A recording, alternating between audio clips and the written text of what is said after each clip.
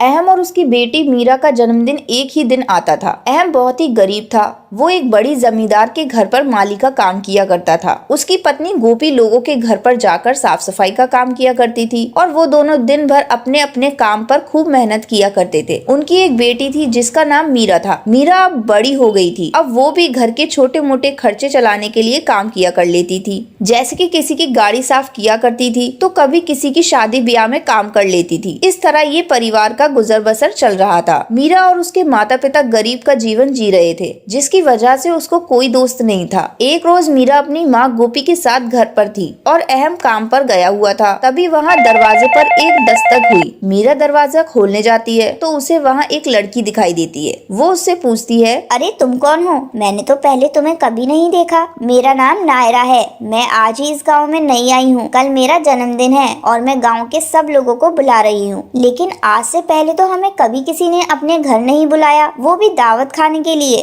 वो सब मुझे नहीं पता। कल तुम अपने परिवार के साथ मेरे घर आ जाना, ठीक है? शाम को 5 बजे। मीरा अंदर आती है और गोपी से पूछती है, माँ ये जन्मदिन क्या होता है? वो नायरा सबको अपने घर बुलाने आई थी, हम चलेंगे ना? उसकी माँ चुप रहती है। उसे समझ नहीं आ रहा था वो मीरा को क्या कहे। शाम को उसके पिता आते हैं। पिताजी जन्मदिन क्या होता है? कल हम जहाँ पर जा रहे हैं वहाँ जाकर देख लेना कि जन्मदिन क्या होता है। अब मीरा सोने चली जाती है। उसके बाद गोपी अहम से कहती है, सुनो जी, अगर कल वहाँ से आकर मीरा अगर हमसे पूछेगी कि हम उसका जन्मदिन क्यों नहीं मनाते तो क्या जवाब देंगे? तो ऐसा करते हैं, हम कोई बहाना बना देते हैं वहाँ ना जाने का। अरे कैसी बात करते हो, वो बहुत खुश है वहाँ जाने के लिए और कई सालों बाद तो किसी ने हमें बुलाया है दावत पर। अब अगले दिन शाम को वो तीनों नायरा के घर के लिए निकल जाते हैं। वहाँ की चकाचौंध देखकर उनकी आंखें फटी की फटी रह जाती हैं और वहाँ बाकी लोग उन्हें बड़े गौर से देख रहे थे क्योंकि उनके कपड़े फटे पुराने थे। अब तीनों नायरा से मिलते हैं और नायरा उन्हें खाना खाकर जाने के लिए कहती है। अब तीनों पेट भर के खाना खाते हैं और अपने घर चले जाते हैं। दूसरे दिन, माँ मुझे भी अपना जन्मदिन मनाना है। माँ मैं कब पैदा हुई थी? उसकी माँ कहती है, ठीक है बेटा मना लेना, अभी मैं काम पर जा रही हूँ, शाम को आकर बता दूंगी। अब कुछ दिनों बाद मीरा का जन्मदिन भी आने वाला था।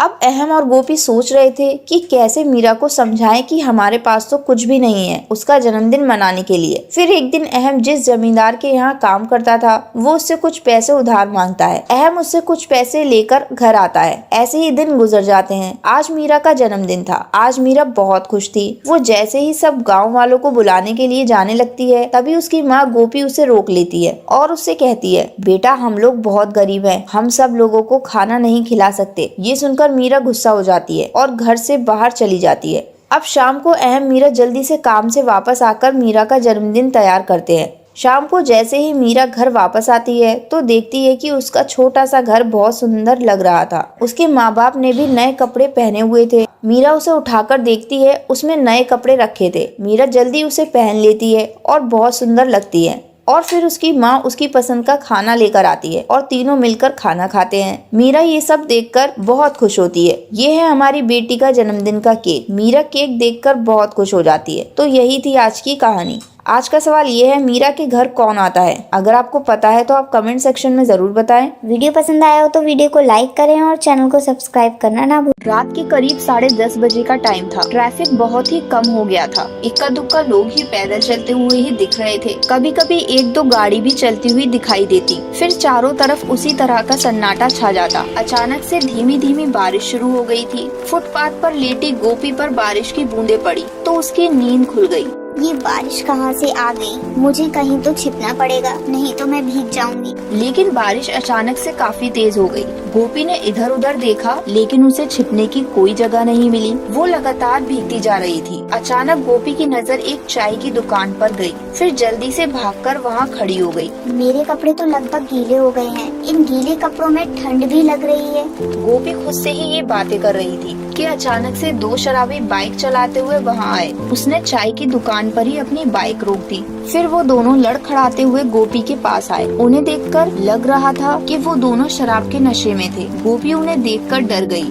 जिगर अभी मेरा नशा पूरा नहीं हुआ है। हाँ भाई तू ठीक कह रहा है, लेकिन अब तो सारी दुकानें बंद हो गई हैं। चल आज कुछ और नशा करते हैं। ये सुनकर गोपी बहुत डर जाती है और वहाँ से भागने लगती है। तभी अहम कहता है, चल छोड़ यार, वैसे ही वो परेशान है, चल छोड़ देते हैं उसे। अरे ऐसे कैसे छोड़ दें, अब तो ये मछली मैं हाथ से नहीं जाने दूंगा। अब जिगर गोपी के पीछे पीछे भागता है। गोपी बेचारी करीब 17 या 18 साल की उम्र की होगी। फ्लैशबैक। गोपी एक अच्छे घर से थी, लेकिन उसके माँ बाप एक दुर्घटना से मर जाते हैं। तभी से वो अपने चाचा चाची के यहाँ पर रहती थी। गोपी की चाची गोपी से घर का सारा काम करवाती थी। एक बार की बात है, एक दिन गोपी घर का काम करने के बाद उसकी चाची ने 2 दिन पहले का खाना उसे दे दिया। गोपी कहती है, चाची थोड़े चावल ले लूं? हाँ हाँ ले ले, तू कहे तो उसमें चिकन भी डाल दूं। ना ना, चावल से क्या होगा, फ्राई बनवा देती हूँ और बिरयानी भी मुफ्तखोर। जो मिल रहा है चुपचाप खा ले, नहीं तो भूखी मर। एक दिन गोपी की तबीयत बहुत खराब थी। वो चक्कर खाकर नीचे गिर जाती है, लेकिन उस पर भी उसकी चाची को दया नहीं आई।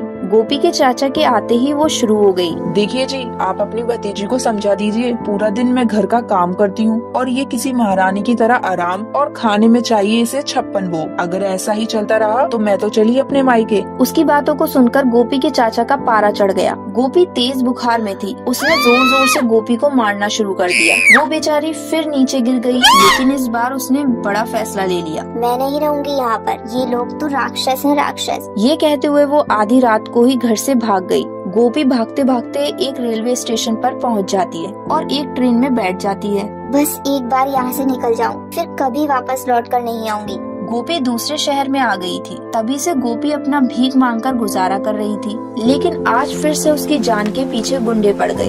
वो लड़का लगातार उसका पीछा कर रहा था। तभी वो लड़का गोपी को पकड़ लेता है और गोपी के साथ जबरदस्ती शुरू कर देता है। गोपी बहुत चिल्लाती है, लेकिन उसे बचाने वाला कोई नहीं था। छोड़ दो मुझे, छोड़ दो। अगले दिन गोपी बेचारी चुपचाप बस स्टैंड पर बैठी होती है। उसके शरीर पर चोट के निशान भी थे। उसे अपने आप से घिन आ रही थी। कुछ दिन और बीत जाते हैं। तभी उसको भूख लगी थी और वो फिर से भीख मांगना शुरू कर देती है। 1 रुपया दो साहब, 2 रुपया दे दो साहब, बहुत भूख लग रही है साहब। एक दिन भीख मांगते टाइम उसके पेट में दर्द शुरू हो गया और उसे उल्टियाँ भी हो जाती हैं। अब कुछ महीने बाद उसका पेट भी बाहर आ जाता है। तभी गोपी कहती है, अब मैं इस बच्चे को कैसे पालूंगी? मेरा मर जाना ही बेहतर होगा। तभी गोपी पहाड़ की तरफ चली जाती है। वहाँ से वो कूदने वाली होती है कि उसे अहम देख लेता है। अरे ये तो वही लड़की है जो उस रात को हमें मिली थी। ये जिगर ने नशे में इसके साथ क्या कर दिया। अब अहम जल्दी से जाकर उसे बचाता है और उससे कहता है, मैं जानता हूँ तुम्हारे साथ बहुत गलत हो गया है, तुम अपनी जान मत दो। जिसने गलती की है उसको जरूर सजा मिलेगी। अब अहम पुलिस में जाकर जिगर के खिलाफ कंप्लेन कर देता है। तभी पुलिस जिगर को ले जाती है और उसे उम्र कैद की सजा हो जाती है। वहीं अहम गोपी को अनाथ आश्रम में भर्ती कर देता है और वहाँ पर सभी बच्चों का ध्यान रखती। तो यही थी आज की कहानी। आज का सवाल ये है, गोपी को कूदने से कौन बचाता है? अगर आपको पता है तो आप कमेंट सेक्शन में जरूर बताएं। वीडियो पसंद आया हो तो वीडियो को लाइक करें और चैनल को सब्सक्राइब करना ना